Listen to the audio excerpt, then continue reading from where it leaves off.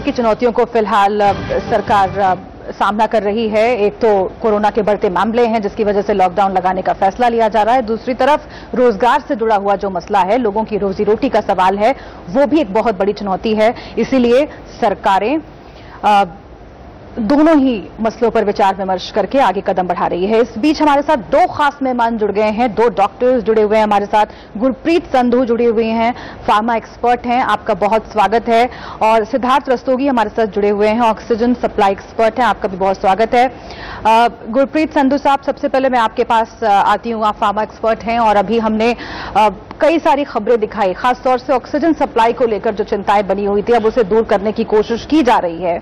Supreme court ने आज फिर से एक बार दिल्ली को लेकर फैसला दिया है और ये कहा है कि जितनी जरूरत है, 700 मीट्रिक टन की जरूरत है, उसे मुहैया कराया जाए। पश्चिम बंगाल सरकार की तरफ से भी मांग की गई है, उसको भी पूरा करने की आगे कोशिश की जाएगी।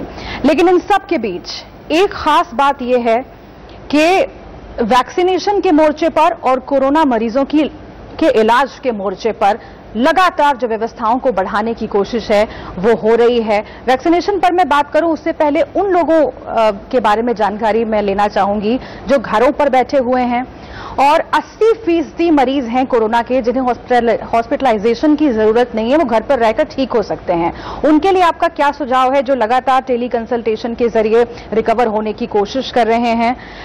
लेकिन जो साइड इफेक्ट्स हैं डॉक्टर कोरोना के, कोरोना इलाज के, दवाइयों के, उससे उनमें डर और बढ़ गया है। हार्ट अटैक की जो समस्या आ रही है और एक बड़ी तादाद है मौतों की जो हार्ट अटैक की वजह से हुई है, आखिर इसकी वजह क्या है?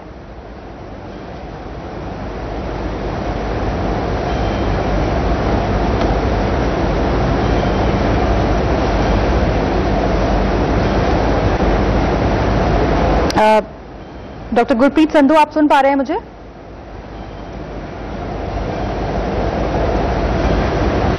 चलिए हम डॉक्टर संधू के पास जाएंगे, लेकिन उससे पहले सिद्धार्थ रस्तोगी का रुख कर लेते हैं जल्दी से। सिद्धार्थ रस्तोगी जी, अगर आपको मेरी आवाज आ रही हो, ऑक्सीजन की किल्लत सबसे बड़ा मसला, सबसे बड़ा चिंता का सबब फिलहाल बना हुआ है और जिस तरीके से दिल्ली में अरविंद केजरीवाल ने ऐलान किया है कि ऑक्सीजन सप्लाई अगर हमें पूरी मिलेगी तो हम एक भी जान नहीं जाने देंगे। हम बेड्स की संख्या बढ़ा रहे हैं, कोविड सेंटर्स लगातार शुरू कर रहे हैं।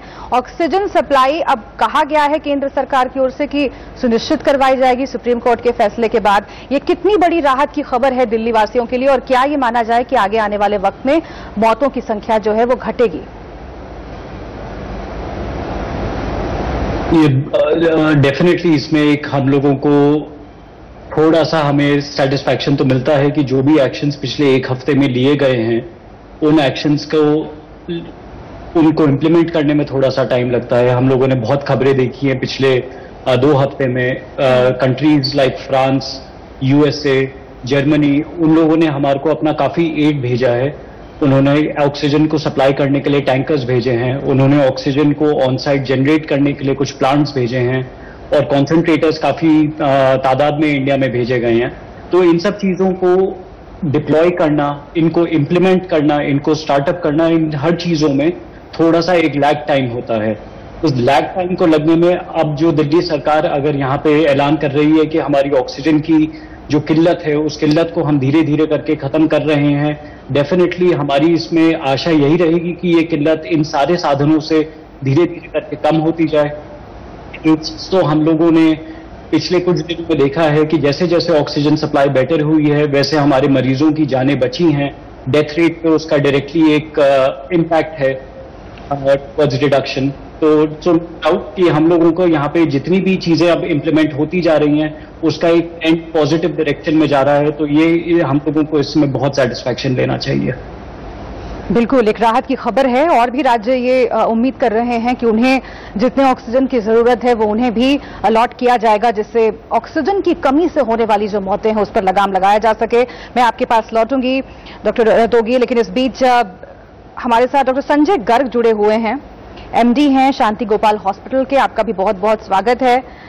लेकिन जिससे पहले कि मैं डॉक्टर गर्ग आपके पास आऊं, गुरप्रीत संधू जी, मैं आपका रुख करती हूं और चूंकि आप फार्मा एक्सपर्ट हैं और दवाइयों को लेकर बहुत सारे सवाल खड़े हो रहे हैं, हमारे पास भी कई कॉल्स आते हैं और जो आशंकाएं हैं उसमें उसकी तादाद सबसे ज्यादा है क्या कोरोना इलाज में जो दवाइयां इस्तेमाल की जाती हैं उनका साइड इफेक्ट है, और उस साइड इफेक्ट पे की वजह से वो बॉडी के कौन कौन से पार्ट्स पर असर कर सकती हैं, किस तरह का असर कर सकती हैं? क्योंकि एक स्टडी में सामने आया है, कुछ डॉक्टर्स ये मानते हैं कि बड़ी तादाद है मरीजों की जिनकी मौत हार्ट अटैक की वजह से हुई है।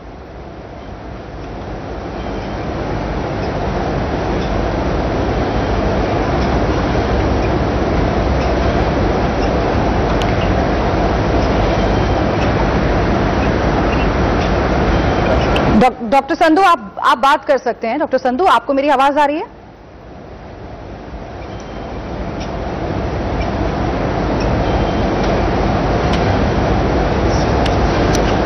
चलिए, डॉक्टर संजय गर्ग का हम जल्दी से रुख कर लेते हैं। डॉक्टर संजय गर्ग, जो सवाल मैंने सबसे शुरुआत में पूछा था, एक तो चिंता ये है कि जो मरीज इस वजह से डरे हुए हैं कि साइड इफेक्ट्स क्या हो सकते हैं कोरोना इलाज के, उनके बारे में आप जरूर कुछ बताइए, क्योंकि 80% जो मरीज हैं उनको अस्पताल जाने की जरूरत नहीं है। ये लगातार कहा जा रहा है वो घर में रहकर ठीक हो सकते हैं, लेकिन अगर इन खबरों की वजह से उनमें पैनिक की स्थिति है कि हार्ट अटैक, ठीक रिकवर हो रहे इंसान को भी हार्ट अटैक आ रहा है, तो उनके लिए आप क्या कहेंगे? क्या एहतियात बरता जाए घर में रहते हुए? देखिए, दो बातें मैं आपसे करना चाहूंगा। जहां तक हम कोविड की बात कर रहे हैं, सबसे बड़ा प्रॉब्लम हम लोगों के साथ क्या है? सबसे बड़ी प्रॉब्लम यह है कि हमारे जो नंबर ऑफ केस हो रहे हैं आज इंडिया में, हमें मालूम है 3 से 5% में हॉस्पिटलाइजेशन की रेट है। और अगर 4 लाख केसेस में अगर मुझे 4% लोगों को भी हॉस्पिटलाइज करना पड़ता है, तो आप समझिए 16,000 मरीजों को हॉस्पिटलाइजेशन की जरूरत है। हमें इस नंबर को कम करना पड़ेगा। ये नंबर दो ही तरीके से कम हो सकता है, जब हम सोशल डिस्टेंसिंग को मेंटेन करें और कोविड एप्रोप्रिएट बिहेवियर को अपनाएं। अगर ये नंबर या तो सरकार लॉकडाउन करे या हम सेल्फ इंपोज लॉकडाउन करें, लोगों से मिलना बंद करें, जब तक ये नंबर कम नहीं होगा, ये डिमांड और सप्लाई का जो गैप है वो चलेगा और हम परेशान होंगे। रही बात दवाइयों की, तो जो रेमडेसिविर नाम की दवा है, एक तो ये समझ लें कि रामबाण नहीं है। WHO ने अपनी जो स्टडी आई है उसमें साफ साफ बोला है कि इसका कोई सर्वाइवल बेनिफिट नहीं है। तो रेमडेसिविर के लेके इतना हल्ला मचाने की जरूरत नहीं है। हाँ, रेमडेसिविर के साइड इफेक्ट्स हैं, उसके कार्डियक और रीनल साइड इफेक्ट हैं जो नॉन है। जहां तक कोविड में कार्डियक डेथ की बात है, तो उसमें कोविड अपने आप में भी हार्ट को अफेक्ट करता है। आपको ये समझना जरूरी है कि जो मरीज डायबिटिक हैं, हाइपरटेंसिव हैं, पहले जिनको कार्डियक प्रॉब्लम है या रीनल प्रॉब्लम है, उनमें कोविड अपने आप में इन ऑर्गन को इन्वॉल्व करता है। तो वो कोविड की वजह से कार्डियक इश्यू है या ड्रग की वजह से, ये कहना मुश्किल है।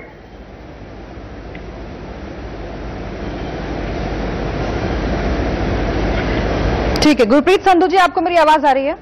हाँ, अभी आ रही जी। मैं भी आपसे भी यही समझना चाह रही हूँ। सबसे पहले अगर हम लॉकडाउन की बात करें, जिसका जिक्र डॉक्टर गर्ग ने किया है कि अभी कोरोना प्रोटोकॉल्स का पालन करना बहुत जरूरी है, लोग अपने आप इन प्रोटोकॉल्स का पालन करें, लापरवाही ना बरतें, सरकारें आके आए वो लॉकडाउन लगाएं। कई राज्यों से ऐसी खबरें आई हैं, अभी हमने बताया कि कर्नाटक और गोवा की सरकारों ने फैसला लिया है लॉकडाउन आगे एक्सटेंड करने का। क्या यही एक उपाय है? फिलहाल जिस तरीके की सेकेंड वेव से हम गुजर रहे हैं, लॉकडाउन और वैक्सीनेशन ही उपाय है?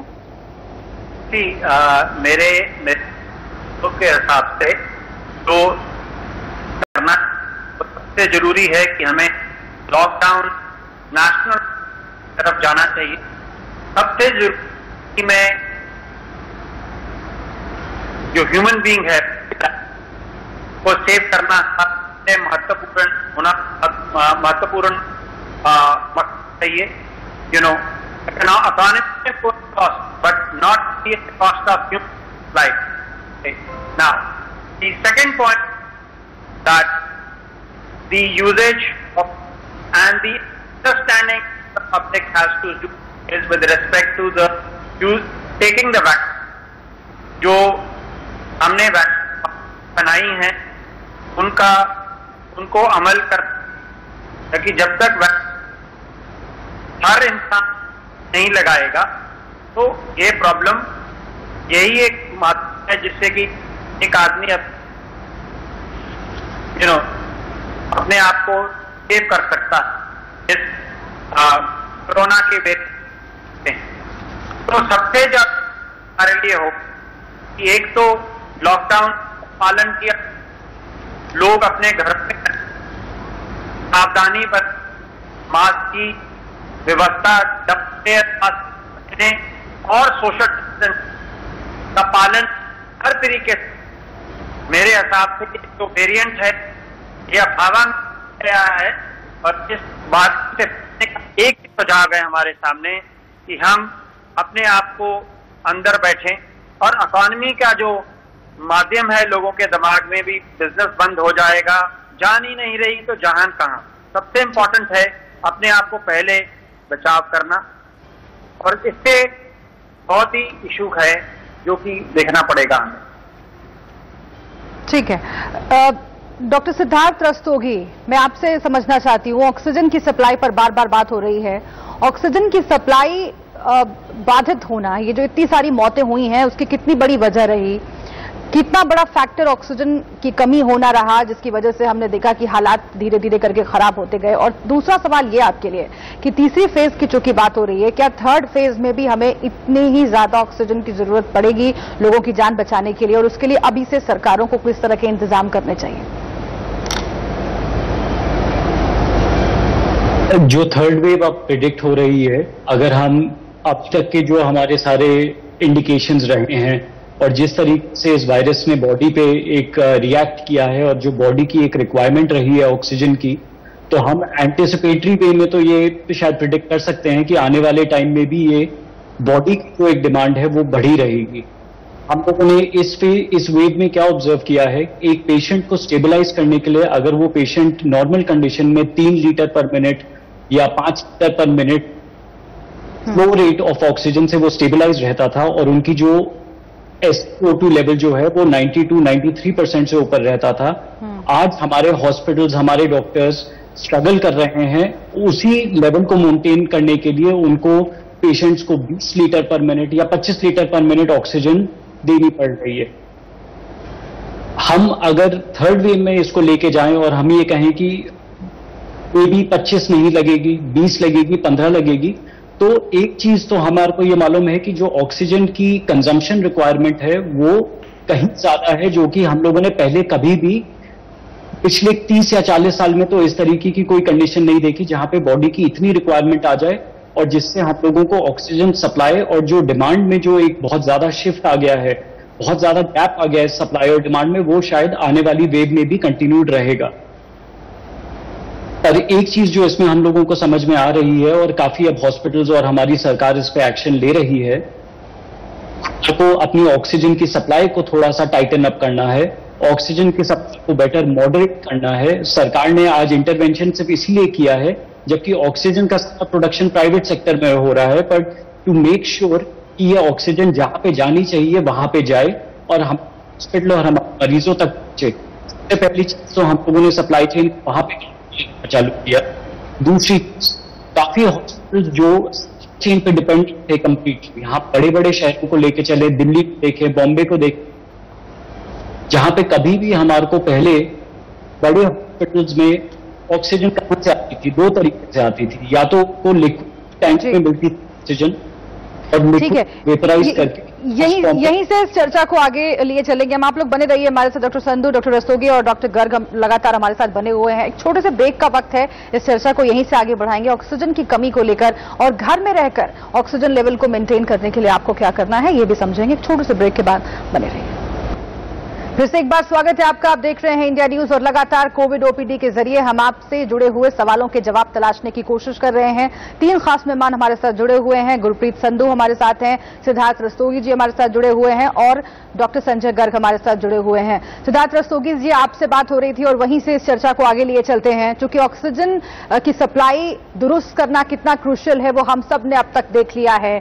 पिछले 2 महीने से जो स्थिति बनी हुई है देश के अलग अलग इलाकों में, कई जगहों से खबरें आई जहां ऑक्सीजन की किल्लत, ऑक्सीजन की कमी की वजह से लोगों की जान गई। अब धीरे धीरे करके जब कोर्ट्स के इंटरवीन करने के बाद सरकारें इस व्यवस्था को दुरुस्त करने की बात कर रही हैं, कोशिश कर रही है, तो एक उम्मीद जगती है कि यहां से कम चेत जाएं सरकारें।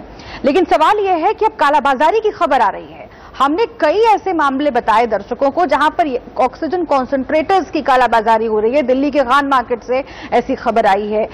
इन मामलों को रोकना, इस अपराध को रोकना कितना जरूरी है आज की तारीख में? ऑक्सीजन कॉन्सेंट्रेटर्स का कितना बड़ा महत्व होता है ताकि ऑक्सीजन की सप्लाई सुचारू रूप से चलती रहे? एक चीज जो हम लोगों ने देखी है, कॉन्सेंट्रेटर्स जो हमारे को पहले अपने देश में 40,000 से 55,000 की रेंज में मिल जाते थे बड़े आराम से, उनका एक स्टॉक मेंटेन करा जाता था। पिछले महीने में हम ये भी जानते हैं कि जो हमारे देश में सप्लाईज हो रहे हैं कोविड के ये सेकेंड वेव के आने के बाद, नंबर ऑफ फ्लाइट्स जो हमारे देश में बाहर से आती हैं उनमें काफी कमी है। इसका एक इनडायरेक्ट जो इम्पैक्ट हुआ है वो हुआ है हमारे सारे एयर फ्रेट के राइज होने में। जो कार्गो का एक रेट देते हैं उसमें डेफिनेटली एक इंक्रीज हुआ है।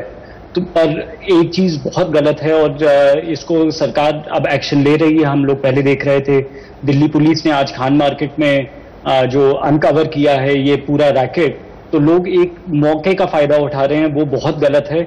जिन लोगों तक ये पहुंचना चाहिए, लोग अपनी जेबें खाली करके ऑक्सीजन कॉन्सेंट्रेटर इसलिए अरेंज कर रहे हैं क्योंकि उनको ये मालूम है कि अगर वो घर पे ही अपने आप को स्टेबलाइज कर सकें ऑक्सीजन कॉन्सेंट्रेटर के साथ, तो शायद उनको हॉस्पिटल ना जाना पड़े। वो हमारे देश के बेनिफिट में है कि अगर हम ये कॉन्सेंट्रेटर्स की सारी ब्लैक मार्केटिंग को कंट्रोल करें, रोकें और ये कॉन्सेंट्रेटर सही दामों पर हमारी सिटीजन्स तक पहुंच पाएं। डॉक्टर संजय गर्ग, अगर लोग ये सोच रहे हैं कि घर पर ही रह करके ऑक्सीजन कॉन्सेंट्रेटर्स की मदद से वो ऑक्सीजन लेवल को मेंटेन कर पाएं, या फिर घर में ही, कई लोगों ने ये भी सवाल किया कि होम आईसीयू बनाने के लिए क्या इंतजाम किए जाएं, ऐसा एक्सपर्ट्स मानते हैं कि इसमें खतरा है। अगर आपकी स्थिति इस तरीके की है कि माइल्ड सिम्टम्स हैं और आपको लगता है कि अगर स्थिति बिगड़ती है तो आप इस तरीके के इंतजाम अपने आप कर सकते हैं, तो आप उन लोगों को क्या सलाह देना चाहेंगे? कितना रिस्क है? जो हम लोग देख पा रहे हैं उसमें सबसे बड़ी प्रॉब्लम ये आ रही है कि जो मरीज में प्रॉब्लम है वो 8वें, 9वें, 10वें दिन में पता लग रहा है। तो जो मरीज घर में है वो सडनली जब उनको 8th, 9th डे पे जब उनको सांस का प्रॉब्लम होता है तब वो डॉक्टर के पास जा रहे हैं। मीन टाइम वहां पे सिग्निफिकेंट इंजरी हम लोगों को लंग्स में मिल रही है। तो मैं ये कहूंगा कि अगर होम आइसोलेशन भी हो रहा है वो किसी डॉक्टर की एडवाइस से होना चाहिए। जो बेसलाइन टेस्ट हमें करने हैं और जो टेस्ट हमें 5-6 दिन बाद रिपीट करने हैं वो किसी स्पेशलिस्ट की राय से ही होना चाहिए। मैक्सिमम प्रॉब्लम जो फेस करी जा रही है वो जो, देखिए वायरस नहीं मार रहा है, वायरस तो 5-6 दिन में काफी कम हो जाता है। प्रॉब्लम है कि वायरस और बॉडी के इंटरेक्शन से जो 8वें, 10वें दिन में प्रॉब्लम आती है लंग्स के अंदर, जिसको हम साइटोकाइन स्ट्रोम बोलते हैं, वो लंग्स को सॉलिड कर देता है। और जब लंग्स सॉलिड होंगे तो ऑक्सीजन जो है वो लंग्स के थ्रू ब्लड में नहीं जाती है। प्रॉब्लम वहां पे है। तो अगर आपको ट्रीटमेंट करना है तो अर्ली डिटेक्शन और early treatment prescribe by specialist ही होना चाहिए। दूसरा मैं आपको है ना एम्फेसाइज करना चाहूंगा, एक भ्रांति फैली है कि सीटी का कोई रोल नहीं है, सीटी स्कैन का कोई रोल नहीं है। ये कहीं ना कहीं मिसकंसेप्शन क्रिएट किया गया है। सीटी इतना खतरनाक नहीं है। और इस वेव में जब हम देख रहे हैं कि पीसीआर की नेगेटिविटी 40 से 45% है, उसमें हमारे पास मरीज की बीमारी को पता करने का एकमात्र विकल्प सीटी है। सो मैं जो ये 2 दिन से 3 दिन से पूरे देश में चल रहा है कि सीटी नहीं करना चाहिए, सीटी नहीं करना चाहिए, आप चल के जाके किसी डायग्नोस्टिक सेंटर पे अपने आप से सीटी मत कराइए। लेकिन अगर कोई स्पेशलिस्ट आपको बोल रहा है जहां उसका इंडेक्स ऑफ सस्पिशन बहुत हाई है, और पीसीआर नेगेटिव है, उस केस में सीटी हमारे लिए बहुत मददगार है। और ये मैं नहीं कह रहा हूं, ये जब ये बीमारी शुरू हुई थी चाइना में, जो इनिशियल स्टडीज आई हैं वो भी ये बता रही है कि सीटी can detect this problem early, because sometime PCR जो है वो 5 दिन के बाद पॉजिटिव आता है। तो इसलिए अर्ली डिटेक्शन होना चाहिए, सुपरवाइज ट्रीटमेंट होना चाहिए। घर में बैठ के मात्र ऑक्सीजन लगा लेने से आपकी प्रॉब्लम दूर नहीं होगी। हाँ, अगर जो माइल्ड केस है और स्पेशलिस्ट एडवाइस कर रहा है तो हाँ, आप घर में जो है वो सुपरवाइज ट्रीटमेंट हो। ठीक है, घर में बिल्कुल रहकर रिकवर हुआ जा सकता है और 80% तादाद ऐसे लोगों की है जिन्हें हॉस्पिटल जाने की जरूरत नहीं है। लेकिन अगर कंडीशन बिगड़ती है तो घर पर रहकर अगर आप सोचते हैं कि तमाम इंतजाम किए जा सकते हैं, डॉक्टर्स की सलाह बहुत जरूरी है और रिस्क है अगर आप अपने आप ही ये तमाम कोशिशें करना चाहते हैं। और इसी में अगर आप कुछ ऐड करना चाहें गुरप्रीत संधू जी, आप फार्मा एक्सपर्ट हैं और ये भी एक आशंका बनी हुई है कि दवाइयों का इस्तेमाल कब करना है, किस तरह करना है, इस पर एक आम राय नहीं बनती हुई दिख रही है। रेमडेसिविर के इस्तेमाल को लेकर के भी कई डॉक्टर्स का कहना है कि ये जरूरी है, कुछ का कहना है कि ये इसके पीछे भागने की जरूरत नहीं है। आपने भी अब से कुछ देर पहले इसका जिक्र किया, लेकिन अगर डॉक्टरी सलाह के बिना रेमडेसिविर ली जाती है तो क्या इसका असर हार्ट पर या लंग पर पड़ता है, किस तरीके का असर पड़ता है, अगर आप दर्शकों को बता सकें। जी, आपका जो सवाल बहुत बामूल्य है, क्योंकि आमतौर जो समय हम सारे हर बड़े छोटे शहर में हाहाकार है दवाई, और सरकार भी अपनी तरफ से कोशिश करती है, भी कोशिश कर रहा है डिमांड वर्सेस उसको मैच किया जाए। जो बेसिक दवाइयां हैं जो कि कोरोना ट्रीटमेंट के हैं, जैसे या बाकी और they are all investigation drugs.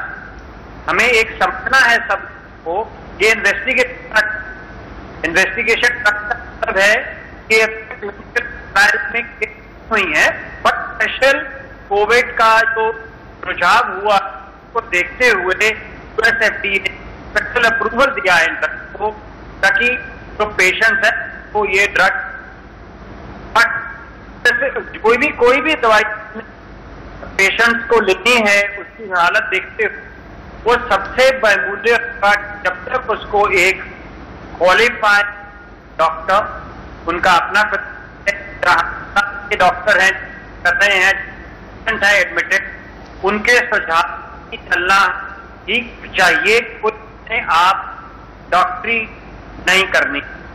दूसरा, जब लोग संकट में, लोग हमारे भारत बहुत बड़ी प्रॉब्लम है सेल्फ मेडिकेशन, उसके मार्ग पे बिल्कुल जाना है।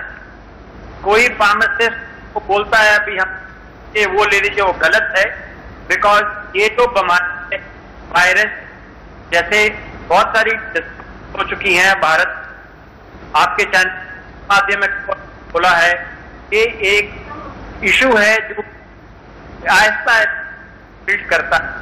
यदि एक आप मेडिकेशन सही ढंग से तो आपको प्रॉब्लम। दूसरा, मेरा बहुत है, यदि कोई आदमी कोरोना पेशेंट एडमिट होता है तो उसको ब्लड क्लॉट के जो ब्लड थिनर जो डोज है वो इतनी बहुत ही जरूरी है। एनॉक्सोप्रिन हो गए या ऐसी दवाइयां हैं वो बहुत हमारे ओके। तो इस चीज को देखते हुए मेरा ये रिक्वेस्ट है भी डॉक्टर की सलाह लीजिए और उस स्पेशलिस्ट के माध्यम से ही आप अपने आप को ट्रीटमेंट की दौर पे चलाएं। बिल्कुल, ट्रीटमेंट कब जरूरी है ये समझना बहुत आवश्यक है। अगर ऐसा नहीं है तो कंफ्यूजन की स्थिति होती है और इससे जान का खतरा बढ़ सकता है। डॉक्टर गर्ग, इसीलिए आप अगर समझाएं दर्शकों को कि ऑक्सीजन लेवल घर पर मेंटेन करने के कई तरीके हम दर्शकों को बताते हैं और लगातार ऑक्सीजन लेवल को जांचते रहना बहुत जरूरी है, लेकिन कब ये एहसास होना चाहिए कि अब डॉक्टर्स के संपर्क में जाना चाहिए और अब स्थिति खराब हो सकती है? क्योंकि कोरोना में एक टेंडेंसी देखी गई है कि अचानक से सिचुएशन बिगड़ती है, अचानक से मरीज की कंडीशन बिगड़ती है और फिर कोई हादसा हो जाता है। देखिए, जब आपकी बॉडी को ऑक्सीजन की रिक्वायरमेंट बढ़ेगी तो आपकी वर्क एफिशिएंसी कम होगी। अगर आपका सेंस ऑफ वेलबींग गड़बड़ है, अगर आपको घर में उठ के टॉयलेट जाने में भी सांस फूल रही है, या आपकी दिल की धड़कन बढ़ना शुरू हो गई है, या जो ऑक्सीजन की मात्रा है उसको मेंटेन करने के लिए आपको पर मिनट सांस ज्यादा लेने पड़ रहे हैं, जैसे हम बोलते हैं कि सांस तेजी से चलने लग जाती है, ये सब चीजें बता रही हैं कि लंग से ऑक्सीजन का डिफ्यूजन प्रॉपर नहीं हुआ। मैंने पहले भी कहा कि अगर आज की डेट में कोई भी बुखार है उसको आप कोविड मान के चलिए, किसी डॉक्टर को दिखा के अपना प्रॉपर जांच कराएं। अगर डॉक्टर को ये डाउट है कि ये कोविड है तो उसका ट्रीटमेंट, उस डायग्नोसिस प्रॉपर होना चाहिए, उसके सर्टेन टेस्ट है जो रिकमेंडेड है वो होने चाहिए। और अगर उसके बाद डॉक्टर बोलता है कि आप घर में होम आइसोलेशन में रहिए तो आप होम आइसोलेशन में रहिए। लेकिन अगर डॉक्टर आपको बोलता है कि नहीं आपको हॉस्पिटलाइजेशन की जरूरत है तो आपको हॉस्पिटलाइजेशन आपका होना चाहिए। एक बड़ा अजीब पैराडॉक्स देखा गया है, जैसे रेमडेसिविर की बात आ रही है, बोलते हैं जी मॉडरेट टू सीवियर डिजीज में कीजिए। मॉडरेट टू सीवियर डिजीज पता लगती है 10 दिन के बाद, जबकि वायरस मैक्सिमम रहता है पहले 5-6 दिन में। तो अगर आपको एंटीवायरल कोई ड्रग यूज करना है तो early in the disease use करिए। तो ये सब चीजें जब आने वाले टाइम में ये व्हाट्सएप कोविडोलॉजी हमें छोड़नी पड़ेगी और हमें इसमें डॉक्टर्स को इन्वॉल्व करना पड़ेगा। बहुत सी ऐसी दवाइयां दी जा रही है, जैसे हाइड्रोक्लोरोक्विन का पिछले साल हल्ला मचा था, ये पता था कि कुछ करेगी नहीं, लेकिन हमने उसको खूब यूज किया, कार्डियक पेशेंट्स में उसके साइड इफेक्ट रहे और अल्टीमेटली हमने उसको छोड़ दिया। मेरा मानना है कि एवरमेक्टिन भी वैसी है। मेरा मानना है कि जो एंटीबायोटिक हम दे रहे हैं वो प्राइमरी कोविड में मदद नहीं करती, वो सेकेंडरी इन्फेक्शन को प्रिवेंट करने के लिए मदद करती है। तो आपके पास क्या बचा है? टाइमली डायग्नोसिस, प्रॉपर ऑक्सीजन, अगर जरूरत है तो पैरासीटामोल बुखार को रोकने के लिए, और अगर डॉक्टर बोलता है सीवियर डिजीज है तो जो भी तथाकथित एंटीवायरल ड्रग्स हैं उनका टाइमली यूज होना चाहिए। जो एक दवाई जान बचाते हुए दिख रही है वो है स्टेरॉइड्स, जो डेक्सामेथासोन और बाकी दवाइयां हम यूज कर रहे हैं। ये सब चीजें व्हाट्सएप के बेस पे नहीं चलनी चाहिए, जहां पे फिक्स मैसेज है और चले जा रहा है ये खा लीजिए और ये खा लीजिए। आपको बिल्कुल ये असेसमेंट करना होगा कि आप कहां खड़े हैं। अगर आपको कोविड है, आपको डायबिटीज है, हाइपरटेंशन है, आप मोटे हैं, आपको रीनल फेलियर है, आपको लीवर फेलियर है, better you get admitted. If you are 60 plus and if your doctor advise you, better you get admitted. And don't try to be, have a sense of safety or whatever and stay at home, because ये देखने में आया है कि 8वें 10वें दिन problem आ रही है। So हमें इस चीज के लिए तैयार रहना है और अपने डॉक्टर की, और इसीलिए हम बार-बार इस डिस्कशन के जरिए समझने की कोशिश कर रहे हैं कि सही वक्त पर सही फैसला मरीज कैसे ले सके, मरीज के परिवार वाले कैसे ले सकें, ताकि किसी भी तरह के हादसे को टाला जा सके, क्योंकि पहले ही कई जाने हम गंवा चुके हैं, बड़ी संख्या में मौतें हो चुकी हैं। सिद्धार्थ रस्तोगी जी, फिर से एक बार ऑक्सीजन सप्लाई की अगर बात करें, और ऑक्सीजन सप्लाई एक ऐसा मसला है जो कहीं ना कहीं शर्मसार करता है पूरे देश को, पूरी व्यवस्था को, सरकारों को, क्योंकि अगर वक्त पर ऑक्सीजन सप्लाई की व्यवस्था हम कर लेते तो इतनी मौतें नहीं होती, ये बात तो तय है। पिछले साल पहली लहर में जितनी बड़ी संख्या में ऑक्सीजन प्लांट्स को इंस्टॉल करने की बात की गई थी, ऐलान किया गया था, उसमें से आधे भी नहीं हो पाए। 150 से ज्यादा की बात थी, लेकिन 30 से कुछ ज्यादा इंस्टॉल हो पाए एक साल में, और फिर से ऐलान किया गया। अब इंतजार हो रहा है कि अब सही दिशा में काम आगे बढ़ेगा, लेकिन संशय लगातार बना हुआ है। सवाल यह है कि अब असेसमेंट करना कितना जरूरी है। रस्तोगी साहब, असेसमेंट करना कितना जरूरी है? सरकारों को लगातार कहा है सुप्रीम कोर्ट ने कि पहले आप असेस कीजिए कि कौन से राज्य को कितना ऑक्सीजन चाहिए और उसी हिसाब से फिर ऑक्सीजन को अलॉट किया जाए। ये कितना क्रूशियल होता है, इसमें कितना वक्त लग सकता है? क्या सही वक्त पर वक्त रहते ये करके लोगों की जान नहीं बचाई जा सकती? अभी यहां से क्या स्ट्रैटेजी हो? एक चीज जो हमने देखी है, दिल्ली में लॉकडाउन के जो इफेक्ट्स अब हम लोगों को अपना जो हमारा हेल्थ केयर सिस्टम पे बहुत ज्यादा प्रेशर आ गया है, वो धीरे धीरे करके कम इसलिए होगा क्योंकि अब लोग अपने घरों में हैं। लॉकडाउन का एक इफेक्ट आने में थोड़ा सा टाइम लगता है, पर एक चीज जो अब हम लोगों ने सबने देखी है कि वापस एक माइग्रेशन चालू हो गया है, रिवर्स माइग्रेशन। हमारी जो लेबर अब अपने गांव में वापस जा रही है। ये ऑल्सो अभी शादी का टाइम है यूपी और बिहार में, तो उसके लिए भी बहुत लेबर जो हमारे बड़े शहरों में काम करती है वो सब वापस जा रही हैं।